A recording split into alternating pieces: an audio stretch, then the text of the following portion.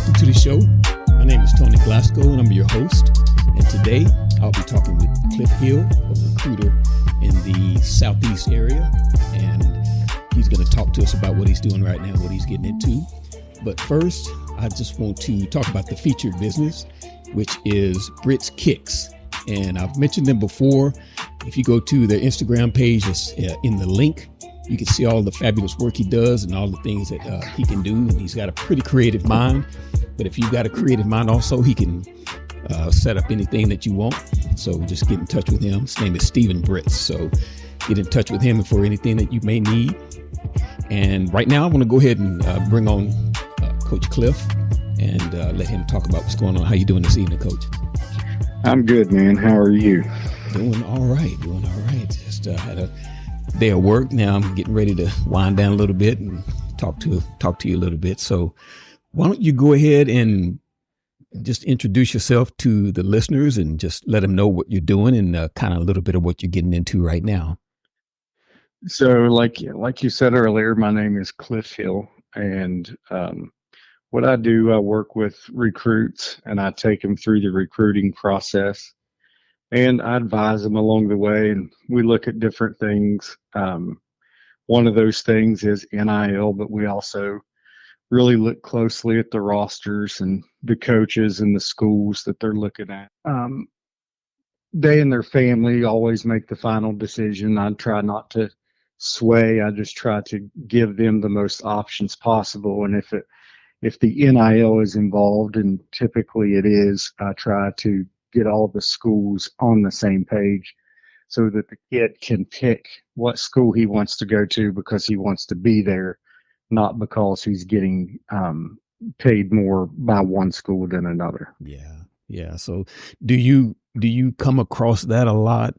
Some families or maybe the athlete himself or herself is trying to get as much as they can, or is it mostly they're really worried about being athletes?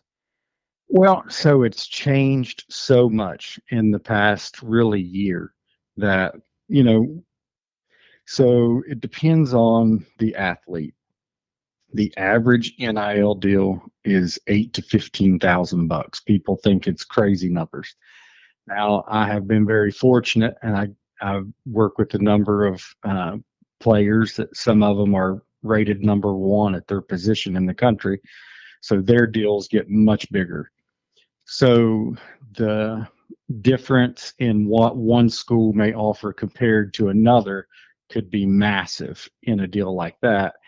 And then they do take that into consideration because it's hard to turn down a whole lot of money if the schools are pretty close. Yeah. So in that type of a situation, the money can come into play.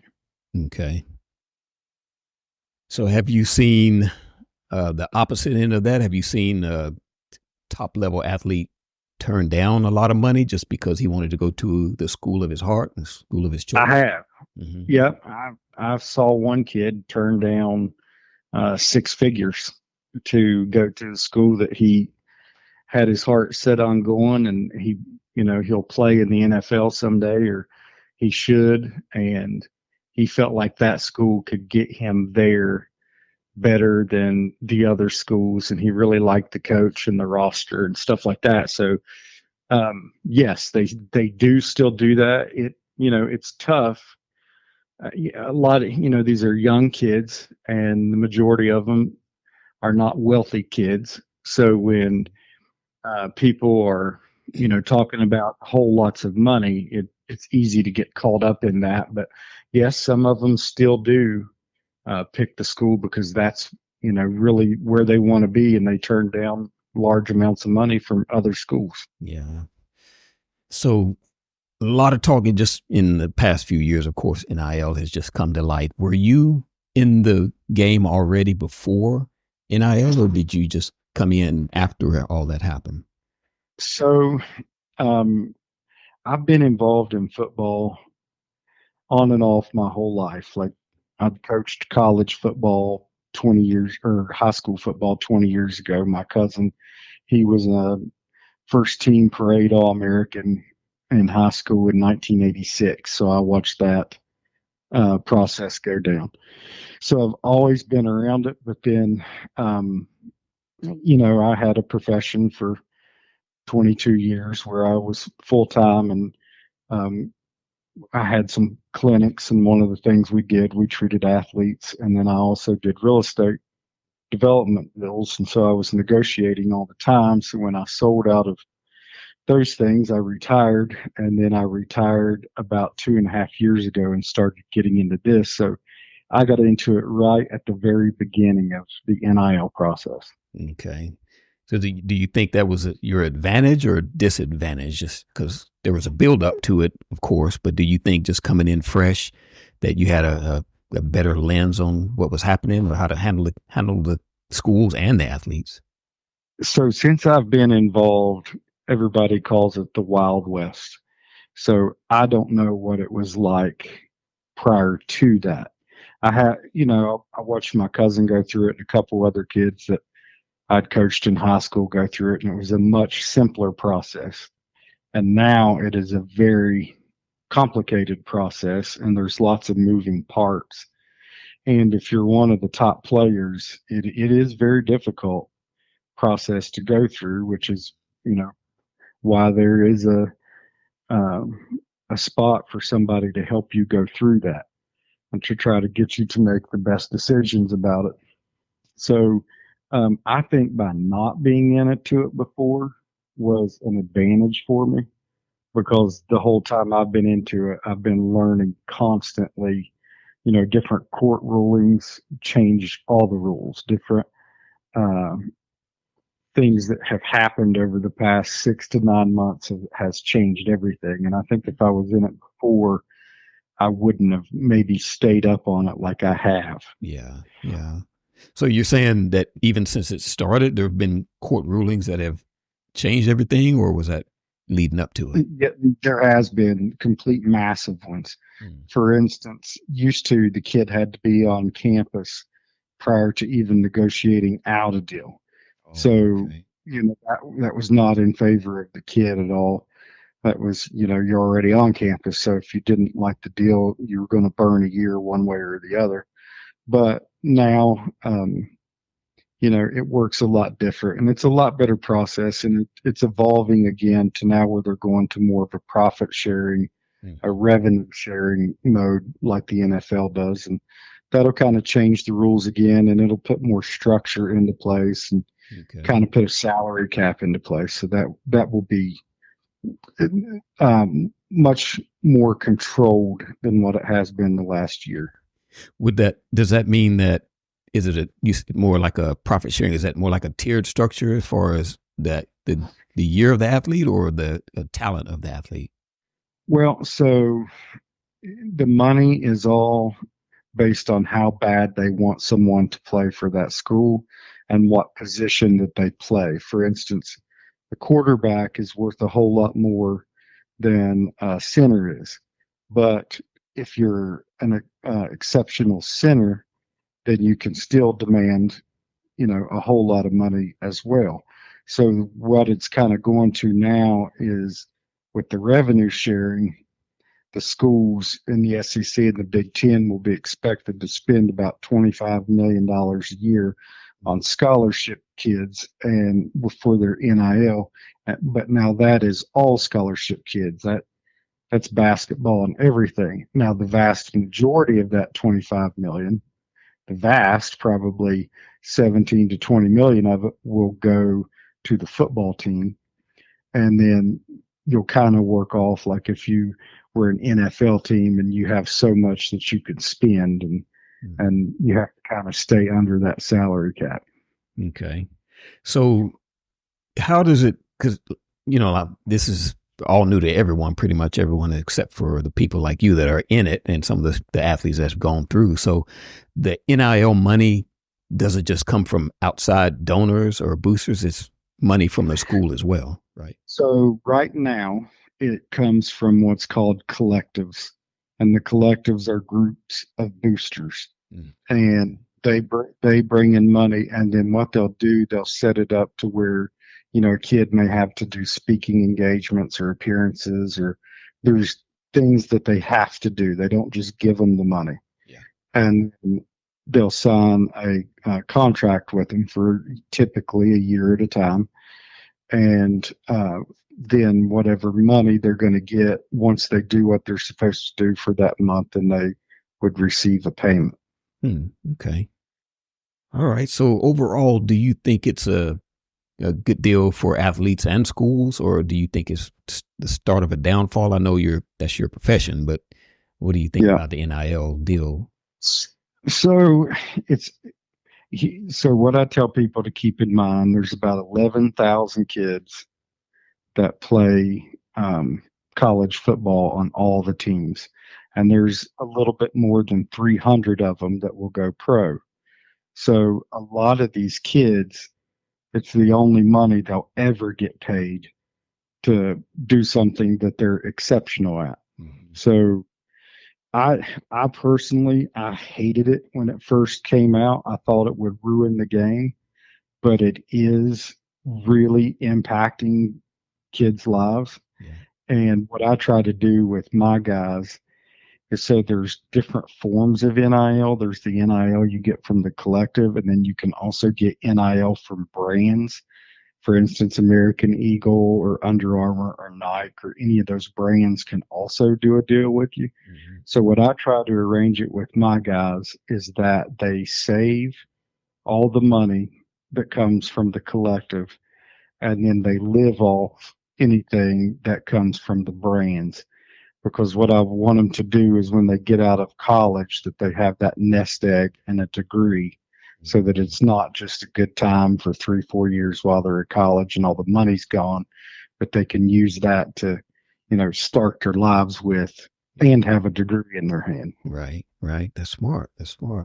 And I've always, even as a child, as a kid, I just wondered why the professionals got paid, but the college students doing the same exact thing, at a lower level, but they're doing the exact same thing. They never got any money. So I was one of the ones that I'm happy that it happened also.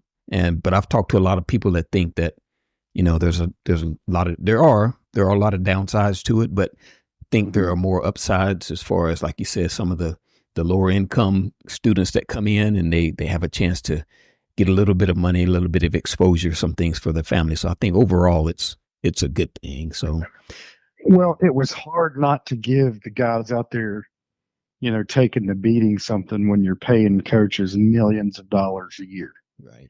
Yeah. So once they started, and that really didn't happen until the 90s, that they started paying coaches money like that. But once that started, that's what kind of set it in motion that it was going to trickle down. And that's really when the TV contracts, because I'm not sure how old you are. I'm 47, and in the 80s there was only very few teams on a Saturday. Now you can watch every team, so the TV revenue is really high. So when you have all that money pouring in, it's hard not to give it to the guys that are creating the product. Yeah, that's true. I think it's absolutely fair.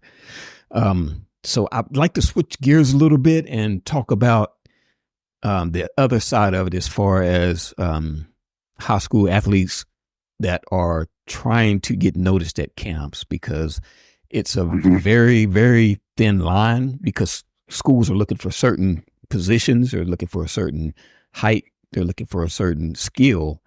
So is there, I'm sure you have plenty of pointers, but what are some of the biggest pointers that you would give these athletes that are going to these camps? I know the camp season has kind of died down, but camps go pretty much after football season ends, they start up again. So what would you say would be a few good things for them to do? First off, you would want to go to as many camps as you can get to, especially if there's any school that has shown interest in you. You want to go to their camp. Mm-hmm. You want to obviously have a good showing at that camp. So that really starts between 8th and 9th grade. And you do that by how you work out and prepare yourself for when you get the chance to show what you can do. And there are a lot of kids, and the ones that are really doing well, I mean, they're taking it very serious. They're eating right. They're trying to sleep right. I'll tell you something, and it sounds very cliche, but these colleges now, especially if you're looking at an NIL deal and there's money involved, they want to see a really good GPA because that GPA tells them you're a disciplined person. You do what you're supposed to do, even if you don't want to, and you have the ability to learn and to catch on to these complicated playbooks pretty quickly. Yeah. So Okay. the GPA is actually a very big deal, and really they want 3.5 and above Yeah. is what Yeah. they like to have.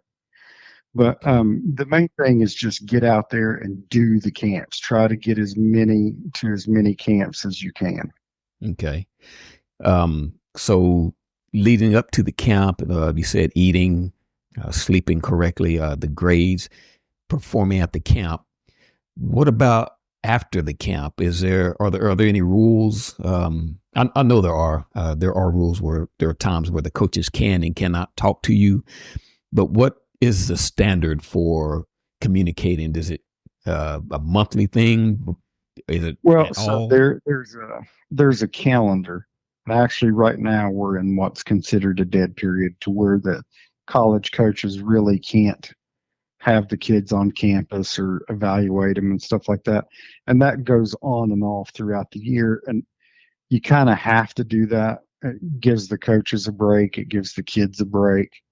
But there are breaks to where they cannot talk to them. There's quiet periods and there's dead periods. Quiet periods, they can talk, but they can't like go to their school necessarily and see them. In a dead period, they really can't do much of anything. But so there are times throughout the year that you can't do anything, like right now. Yeah. Okay. All right. So why don't you let everyone know now? You mentioned a little bit before, you're in the Big Ten and the SEC country. So with I'm in Texas, so we've got Texas and OU going into the SEC right now. So how do you think that's going to affect your job, or some of the guys that you're close with, that you work with in your network? How do you think that's going to affect them? Are they going to try to reach down here a little bit more, or are you going to leave it to people down in this area to do that? So Texas is obviously a very fertile recruiting ground. So I do think now that they're in the SEC, and they had Texas A&M, so there was a little bit of that already going on. But I think more than it necessarily helping the SEC, I think it will help Texas and Oklahoma a lot, and I think it'll also help Texas A&M because there'll be more attention to it, and kids can play it closer to home and still get to play in big time college football. And Texas is such a big state. Yeah. I drove across it, and it's taking 10 hours. Oh yeah. So Yeah. it will be great. And now, one thing that just happened, they are allowed now, instead of giving 85 scholarships, they are allowed to give 105. Okay. So, Is that just because and of the that, growth of the two schools? They expanded it. well, so every school now can give 105. And really, what that is, that's part of a settlement that they did when there was just a lawsuit about kids, now men, that hadn't been paid any NIL for about the past 4 years. And part of that settlement of the revenue sharing plan, it came down that you can add 20 more scholarships to your football team. Now, that is a big thing, because once you get to the upper level of kids, like I work with 4 kids who are all 4-stars, but I'm around a ton of your 4 and 5-star kids at different camps and things that we go to. Mm-hmm. And you only hear the SEC and Big Ten now. That has really changed over the past 2 years, to where that's what you hear talked about so much now. And the reason that is because they have, the biggest bank accounts, and they're doing the biggest deals, and they get noticed the most. And the commissioners for the SEC and the Big Ten, they are running college football now. The NCAA really is not doing much anymore. Yeah. And that's not my opinion. That's just how it is. Oh, really?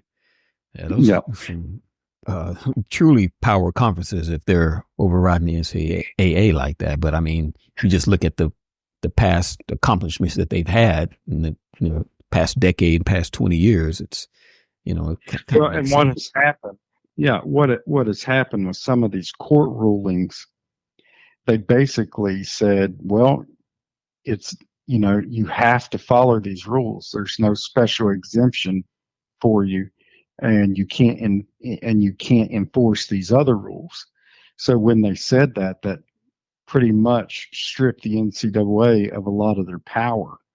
They were like grandfathered into a good old boy system, and once that went away, then these two conferences, there was talk of them even breaking off and doing their own thing. Mm-hmm. But now that's kind of died down of them leaving because the NCAA is cooperating with them. But the SEC and the Big Ten they're controlling college football now. That's for sure. Hmm. Yeah, well, it's like I said, it's not surprising to hear. I did want to ask you. So I'm from Texas, and you're West Virginia. Is that your home base? So I grew up in West Virginia. I lived for about the past 10 years in Florida. Florida, okay.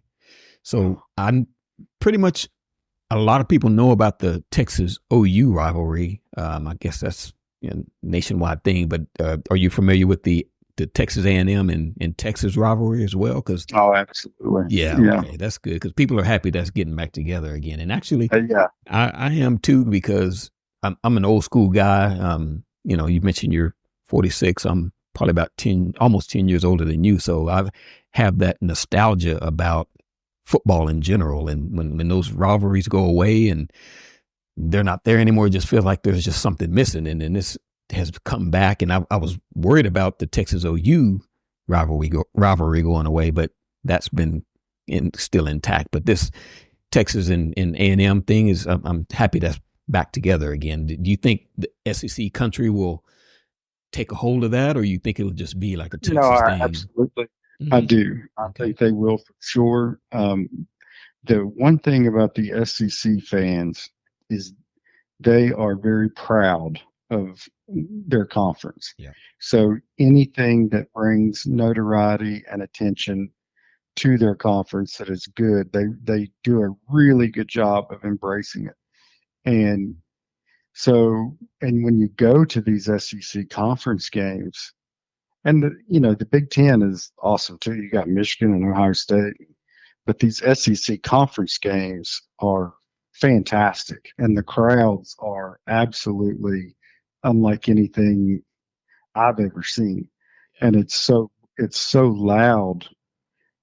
It's deafening, and they will definitely embrace that. They'll make a big deal out of it. I'm glad it's back together. I was really surprised that Texas got to make the jump because I was afraid A&M would block it in some way. But I'm very glad that they are back together. It'll be a great series, and it will be another key matchup in the SEC. Yeah, I tell you, there's nothing like a Saturday afternoon, Saturday evening SEC game when that sun is going down, and it's Auburn or Alabama playing someone. And now that I'm a Texas fan, of course, and now that they're in the conference, my son and I have got it on our bucket list to get up there to one of those games. I mean, we've been to some games here, but we want to get in that atmosphere out there and just see what that's like. So we're kind of excited about that. May not be this year, but one of these years we're going to get out there and take that in. We're a football family, my wife included. Oh, yeah. So yeah, we will not be disappointed. Yeah. Just from watching on TV, I can tell that the excitement is there. It's like an electric environment, no matter where it is. So it's fantastic. Yeah. All right. Well, Coach, I'm going to go ahead and wrap it up. I appreciate your time. It was definitely appreciated. And like I said, it took us a little while to get this together, but I'm glad we did. And I will definitely be in touch with you in the future. I've got just a shipment in today of shirts shirts for my show that have something like this. This is a hoodie, a special hoodie for me. I'm not giving this away, but I've got some shirts I'm going to box up and send to you and just, distribute them out to some of your guys. Just kind of get the word out. I would appreciate if you did that. And there'll be, one in there for you as well. So I hope you disperse those and let everybody know about the show. All right, man. Thank you so much. I enjoyed it. Yeah. Thank you, Coach. You have a good night. You too, buddy. Thank you again. All right. Bye-bye. All right.